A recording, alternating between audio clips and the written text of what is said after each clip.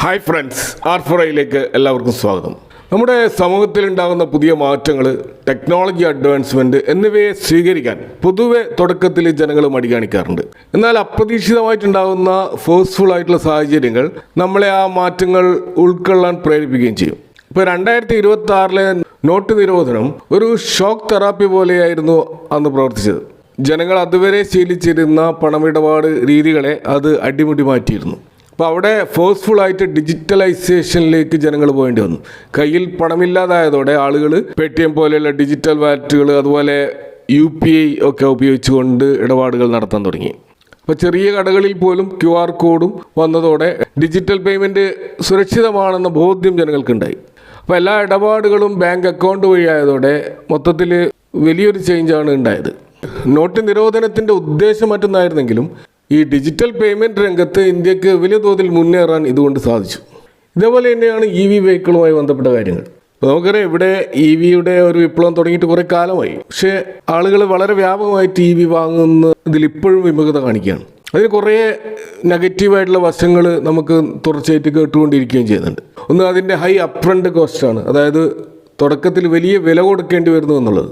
കാരണം പെട്രോൾ അല്ലെങ്കിൽ ഡീസൽ കാറിനേക്കാൾ 30% മുതൽ 50% വരെ അധിക തുക EV വെഹിക്കിളിന് കൊടുക്കേണ്ടി വരുന്നു എന്ന ഒരു പ്രശ്നമാണ് പലരും ഉയർത്തി കാട്ടാറുള്ളത്. മറ്റൊന്ന്, ബാറ്ററി തീർന്നിട്ട് വഴിയിൽ കുടുങ്ങിപ്പോകുമോ എന്നൊരു പേടിയാണ്. അപ്പോൾ അത് ഈ ചാർജിങ് ഇൻഫ്രാസ്ട്രക്ചറിൻ്റെ ഒരു കുറവാണ്. അതുപോലെ തന്നെ ഒരു 5 മിനിറ്റ് കൊണ്ടൊക്കെ ഒരു ഫാസ്റ്റ് ചാർജിങ് കംപ്ലീറ്റ് ചെയ്യുക എന്നൊരു ലെവലിലേക്കൊന്നും കാര്യങ്ങൾ ഇനിയും പുരോഗമിച്ചിട്ടില്ല. അതുപോലെ തന്നെ ഈ ഇത്തരം വാഹനങ്ങൾക്കുള്ള റീസെയിൽ വാല്യൂ ലഭിക്കുന്ന അത്രയും നല്ലൊരു സെക്കൻഡ് ഹാൻഡ് മാർക്കറ്റും ഇവിടെ ഫോം ചെയ്ത് വന്നിട്ടില്ല. അതുപോലെ തന്നെ ഇതിലുപയോഗിക്കുന്ന ബാറ്ററിയുടെ ഒരു വാറണ്ടി 8 വർഷമൊക്കെ കഴിഞ്ഞ് കഴിഞ്ഞാൽ ഈ ബാറ്ററി മാറ്റേണ്ടി വരുമ്പോൾ അത് വലിയൊരു സാമ്പത്തിക ബാധ്യതയാകുമെന്നുള്ള ഒരു ഭയവും ജനങ്ങൾക്കുണ്ട്. അപ്പോൾ ഇത്രയേറെ നെഗറ്റീവ് വശങ്ങൾ ഉണ്ടെങ്കിലും ഈ നോട്ട് നിരോധനം പോലെ ഒരു സുപ്രഭാതത്തിൽ പെട്രോൾ ഡീസൽ ലഭിക്കാതാവുകയോ അല്ലെങ്കിൽ ഗ്യാസ് പോലെ ഈ പെട്രോൾ ഡീസലിലും ഒരു റേഷനിങ് സമ്പ്രദായം വരികയോ ചെയ്താൽ ജനങ്ങളെല്ലാം മാറ്റിവെച്ചിട്ട് EV വാഹനങ്ങൾ വാങ്ങേണ്ടി വരും. അപ്പോൾ അത്തരത്തിലുള്ള ഒരു യുദ്ധസമാനമായിട്ടുള്ള അന്തരീക്ഷം നമുക്ക് സംഭവിക്കില്ല എന്നൊരിക്കലും പറയാൻ കഴിയില്ല. ഇപ്പോൾ പ്രധാനമന്ത്രി തന്നെ കഴിഞ്ഞ ദിവസം പറഞ്ഞിട്ടുള്ളത് പെട്രോൾ ഡീസൽ ഉപയോഗം കുറയ്ക്കാനാണ്. അതുപോലെ പൊതുഗതാഗതവും അതുപോലെ ഇലക്ട്രിക് വാഹനങ്ങൾ ഉപയോഗിക്കാനാണ് അദ്ദേഹം രാജ്യത്തോട് അഭ്യർത്ഥിച്ചിട്ടുള്ളത്. ഇപ്പോൾ ക്രൂഡ് ഓയിലിൻ്റെ ആ ഒരു ക്ഷാമം അത് സർക്കാരിന് മുമ്പിൽ ഇത്തരം EV വെഹിക്കിളുകൾ പ്രോത്സാഹിപ്പിക്കുകയല്ലാതെ മറ്റു മാർഗ്ഗങ്ങളില്ല. തീർച്ചയായിട്ടും ഇത് വളരെ ഫോഴ്സ്ഫുള്ളായിട്ട് ഗവൺമെൻറ് ഇംപ്ലിമെൻറ്റ് ചെയ്യാൻ ശ്രമിച്ചാൽ ആളുകൾ ഇലക്ട്രിക് വെഹിക്കിളിൻ്റെ പോസിറ്റീവ് വശങ്ങൾ മനസ്സിലാക്കി തുടങ്ങുമെന്നാണ് നമുക്ക് കാണാൻ കഴിയുക. കാരണം പെട്രോൾ ഡീസൽ വാഹനം 1 കിലോമീറ്റർ യാത്ര ചെയ്യാൻ ഏകദേശം 5 മുതൽ 8 രൂപ വരെയാണ് ചിലവ് വരുന്നത്.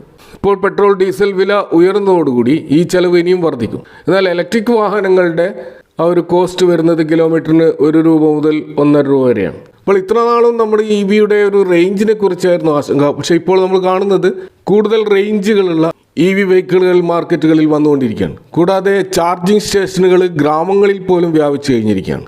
അപ്പോൾ അതുകൊണ്ട് തന്നെ ഇത്തരം ഒരു ഘട്ടത്തിൽ ആളുകൾ കൂടുതലായിട്ട് EV വെഹിക്കിളുകളിലേക്ക് പോകാനുള്ള സാധ്യത കൂടുതലായിട്ട് തുറന്നു വരികയാണ്. പ്രത്യേകിച്ച് 2 വീലർ മേഖലയിലുള്ള പല കമ്പനികളും വമ്പിച്ച സെയിൽസ് റിപ്പോർട്ടുകളാണ് കൊണ്ടുവരുന്നത്. ഇപ്പോൾ ബജാജ്, ചേതക്, TVS, iQube, ഏത്തർ എനർജി, ഓല ഇലക്ട്രിക്, ഇങ്ങനെ ധാരാളം കമ്പനികൾ നമുക്ക് കാണാൻ കഴിയും. അപ്പോൾ ഇത്തരത്തിൽ ഫ്യൂവൽ പ്രൈസ് ഉയരുമ്പോൾ അത് ഓരോ ഘട്ടത്തിലും അത് EV വാഹന വിപണിക്ക് ഒരു ബൂസ്റ്റർ ഡോസ് പോലെയാണ് വരുന്നത്. ഇപ്പോൾ നിലവിൽ ചാർജിങ് ഇൻഫ്രാസ്ട്രക്ചർ കൂടി ഡെവലപ്മെൻ്റ് ആകുന്നതോടുകൂടി EV മേഖലയിൽ വമ്പിച്ച ഒരു കുതിച്ച് ആട്ടമാണ് പ്രതീക്ഷിക്കുന്നത്. അപ്പോൾ ഇത്തരമൊരു ഘട്ടത്തിൽ പല സ്റ്റോക്കുകളും നമുക്ക് സ്റ്റോക്ക് മാർക്കറ്റിൽ EV റിലേറ്റഡ് ആയിട്ട് കാണാൻ കഴിയും. അവയിൽ എവിടെ ഇൻവെസ്റ്റ് ചെയ്യണമെന്ന ഒരു കൺഫ്യൂഷൻ സ്വാഭാവികമായിട്ടുണ്ടാകും. അപ്പോൾ ഇവിടെ 2 ഓപ്ഷൻ നമ്മുടെ മുന്നിലുണ്ട്. ഒന്ന്, ഓരോ സിംഗിൾ EV സ്റ്റോക്കുകൾ പിക്ക് ചെയ്യുന്നതിന് പകരം NSEയിലെ ഒരു ഇൻഡെക്സ് ഉണ്ട്, Nifty EV new age automotive index.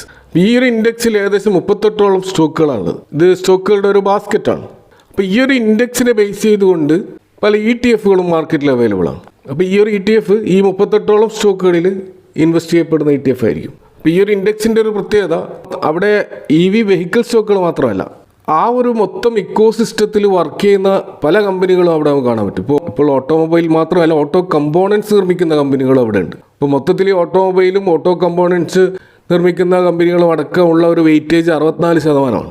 ഇതുകൂടാതെ ക്യാപിറ്റൽ ഗുഡ്സ്, ഈ ഒരു EV വെഹിക്കിളുകൾക്ക് ആവശ്യമുള്ള അത്തരം പ്രോഡക്ട്സുകൾ നിർമ്മിച്ച് നൽകുന്ന കമ്പനികൾക്ക് 13% വെയിറ്റേജാണുള്ളത്. അതുപോലെ ഇൻഫർമേഷൻ ടെക്നോളജി 9%, കെമിക്കൽസ് സപ്ലൈ ചെയ്യുന്ന കമ്പനികൾക്ക് 8%, oil and gas consumable fuels supply ചെയ്യുന്ന കമ്പനികൾക്ക് 3% ഒരു സെക്ടർ അലോക്കേഷൻ നമുക്ക് ആ ഇൻഡെക്സിൽ കാണാൻ കഴിയും. ഇപ്പോൾ പ്രധാനപ്പെട്ട വെയിറ്റേജ് ഉള്ള സ്റ്റോക്കുകൾ നോക്കുകയാണെങ്കിൽ Maruti Suzuki, Mahindra, Sona BLW, CG Power, Bosch, KA Industries, Samvardhana Motherson, Uno Minda, Reliance Industries, Bajaj Auto തുടങ്ങിയ സ്റ്റോക്കുകൾ നമുക്ക് കാണാൻ പറ്റും. അപ്പോൾ ഇത്തരം ഒരു ETF വാങ്ങുമ്പോൾ നമുക്ക് ഒരു ETF വാങ്ങാൻ ഏകദേശം 30 രൂപയോളം മാത്രമാണ് ചിലവാകുന്നത്. അപ്പോൾ അവിടെ പ്രധാനപ്പെട്ട 3 ETF നമ്മൾ മാർക്കറ്റിൽ കാണാൻ കഴിയും. ഒന്ന് ഗ്രോയുടെ ETF ആണ്, മറ്റൊന്ന് ICICI പ്രൊഡൻഷ്യലിൻ്റെ ETF, മറ്റൊന്ന് മിറായ അസറ്റിൻ്റെ ETF.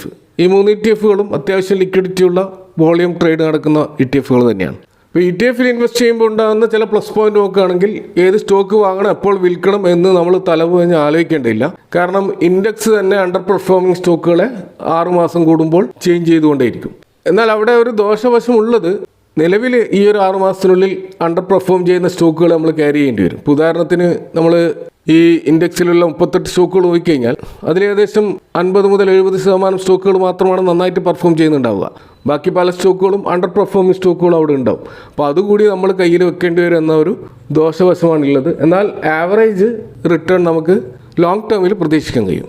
എന്നാൽ ഒരു ETF-നേക്കാൾ കൂടുതൽ റിട്ടേൺ ആണ് നമ്മൾ പ്രതീക്ഷിക്കുന്നതെങ്കിൽ തീർച്ചയായിട്ടും സെലക്റ്റഡ് സ്റ്റോക്കുകളിൽ തന്നെ ഡയറക്റ്റ് ഇൻവെസ്റ്റ് ചെയ്യുന്നതാണ് നല്ലത്. അങ്ങനെയുള്ളവർക്ക് മാർക്കറ്റിനെ കുറിച്ച് അത്യാവശ്യം ധാരണ ഉണ്ടായിരിക്കണം. അതുപോലെ കമ്പനികളുടെ പെർഫോമൻസ് ട്രാക്ക് ചെയ്യാൻ കഴിയണം. അതുപോലെ നല്ലതുപോലെ റിസ്ക് അപ്പിറ്റേറ്റ് ഉണ്ടായിരിക്കണം. അങ്ങനെയുള്ളവർക്ക് ഡയറക്റ്റ് സ്റ്റോക്ക് ഇൻവെസ്റ്റ് ചെയ്യാവുന്നതാണ്. എങ്കിൽ പോലും ഒരു മോഡറേറ്റ്, ഒരു ബാലൻസ്ഡ് അപ്രോച്ച് ഉള്ള ഒരു ഇൻവെസ്റ്റർ ആണെങ്കിൽ, അപ്പോൾ നമ്മൾ ഈ ഒരു തീമിൽ ഇൻവെസ്റ്റ് ചെയ്യാൻ ഉദ്ദേശിക്കുന്ന പണം ഏകദേശം 50 മുതൽ 70% ETF-കളിൽ ഇൻവെസ്റ്റ് ചെയ്തിട്ട് ബാക്കി വരുന്ന 30 മുതൽ 50% നമ്മൾ സ്റ്റോക്കുകളിലും ഇൻവെസ്റ്റ് ചെയ്തുകൊണ്ട് ഒരു ബാലൻസ്ഡ് അപ്രോച്ച് സ്വീകരിക്കുകയാണെങ്കിൽ നമുക്ക് അത്യാവശ്യം സ്റ്റെബിലിറ്റിയും അതേസമയം ഗ്രോത്തും നമ്മളെ പോർട്ട്ഫോളിയോയ്ക്ക് ലഭിക്കും. അപ്പോൾ ഇതൊക്കെയാണ് ഈ വിഷയവുമായി ബന്ധപ്പെട്ട് നിങ്ങളായിട്ട് ഷെയർ ചെയ്യാനുള്ളത്. ഈ വിഷയങ്ങളുമായി ബന്ധപ്പെട്ട നിങ്ങളുടെ അഭിപ്രായങ്ങളും കമൻറ്റുകളും അറിയിക്കുക. Thank for watching. See you next time with another video.